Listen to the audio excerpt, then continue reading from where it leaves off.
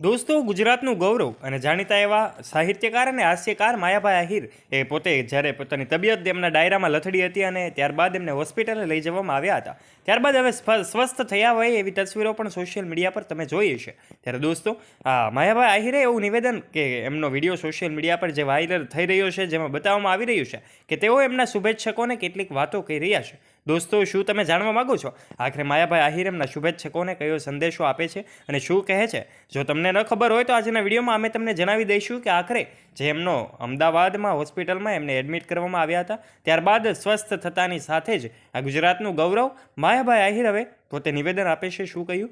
આવો વિડીયોમાં આગળ વધીએ તે પહેલાં ચેનલ ઉપર નવા હો અને પહેલી વાર આવ્યા હોય તો બેલ આઇકન દબાવીને અમારી યુટ્યુબ ચેનલને સબસ્ક્રાઇબ કરી લેવાની જવાબદારી તમારી છે, કારણ કે અમે માતૃભાષામાં આવા ને આવા રસપ્રદ અને રોચક વિડીયોઝ તમારા માટે લાવતા રહીએ છીએ.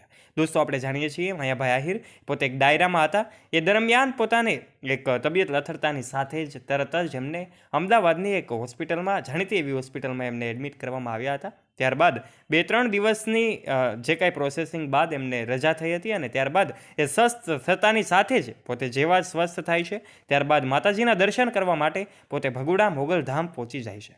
માતાજીના દરબારમાં જઈને પોતે શીશ ઝુકાવે છે. માતાજીની કૃપા અને દયા હોય ત્યારે જ આવું શક્ય બની શકે કે કોઈ વ્યક્તિની તબિયત અચાનક લથડતાની સાથે જ એકદમથી સ્વસ્થ થઈ જાય, જેવું માયાભાઈ સાથે થયું છે. ત્યારે માયાભાઈ આહિર એકદમ હવે સ્વસ્થ છે. ત્યારબાદ એવું જેવી જ એમને હોસ્પિટલેથી રજા આપવામાં આવી હતી, ત્યારબાદ એમના ઘરે પણ એમનું ભવ્ય રીતે સ્વાગત કરવામાં આવ્યું હતું. એમના ઘરે એમને પણ આવકારવામાં આવ્યા હતા અને ભવ્ય રીતે સ્વાગત પણ કરવામાં આવ્યું હતું. ત્યારે એમને પોતાના શુભેચ્છકોને પણ એક સંદેશો આપ્યો હતો. તે જાણવા માટે સૌ આતુર હોય છે. માયાભાઈ આહિરની એક એક વાતો સૌ લોકો જાણતા હોય છે. ત્યારે દોસ્તો, આ શુભેચ્છકોને જે સંદેશો આપ્યો હતો એમાં એમણે કહ્યું હતું કે તે પોતે એકદમ હવે સ્વસ્થ છે. ત્યારે હવે એમને રજા પણ થઈ ગઈ છે. આપ સૌની દુઆઓથી જ કદાચ આવું શક્ય બની શકે. ત્યારે માયાભાઈ આહિરનું ભવ્ય સ્વાગત ઘરે એમના કરવામાં આવ્યું હતું. ત્યારબાદની તસવીરો પણ કદાચ તમે સોશિયલ મીડિયા પર જોઈ છે.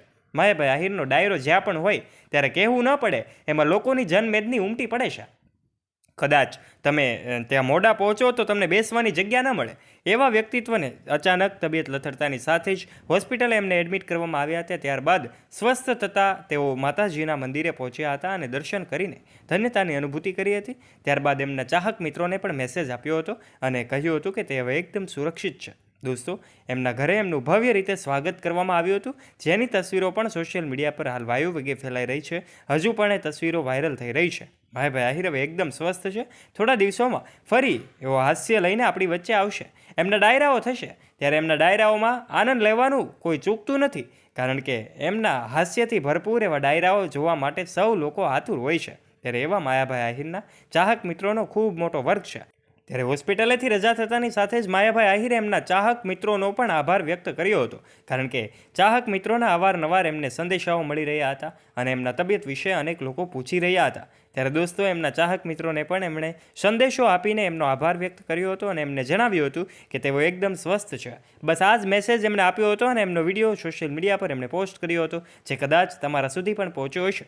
દોસ્તો, આપ આ વિશે શું કહેવા માગો છો? આપના વિચારો કોમેન્ટ બોક્સમાં કોમેન્ટ કરીને જરૂરથી જણાવજો. માયાભાઈ આહિર વિશેની આ વાતો અને એમના જીવન સાથે જોડાયેલી કેટલીક અપડેટ્સ અમે તમારા સુધી પહોંચાડવાનો પ્રયત્ન કર્યો છે. દોસ્તો, અમે આશા રાખીએ છીએ તમને આજનો અમારો રસપ્રદ અને રોચક વિડીયોઝ ગમ્યો હશે.